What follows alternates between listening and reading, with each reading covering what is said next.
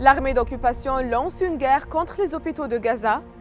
Une panne technique paralyse le trafic aérien aux États-Unis. Et la Syrie annonce la dissolution de toutes les factions.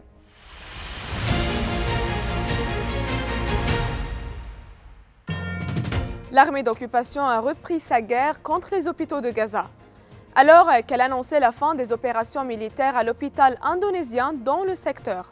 Le directeur de l'hôpital Kamal Udwan a affirmé que l'occupation continue de le ravager.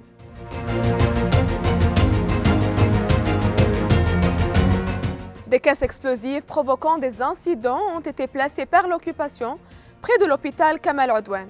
Et ça, après l'avancée des véhicules militaires à proximité de l'établissement. Ces caisses explosives ont détruit toutes les barricades à l'intérieur de l'hôpital.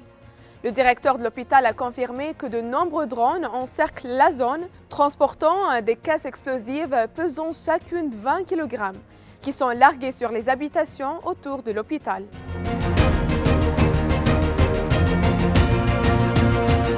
La situation n'est pas très différente à l'hôpital du Tulkarem, au nord de la Cisjordanie.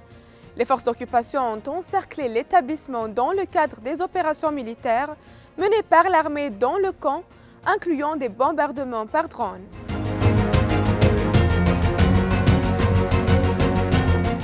Un arrêt total a paralysé le trafic aérien à travers les États-Unis en raison d'un problème technique ayant causé une interruption temporaire. Les compagnies aériennes américaines ont ordonné la suspension au sol de tous leurs vols à cause de cette panne, avant que la situation ne revienne à la normale après 1 heure.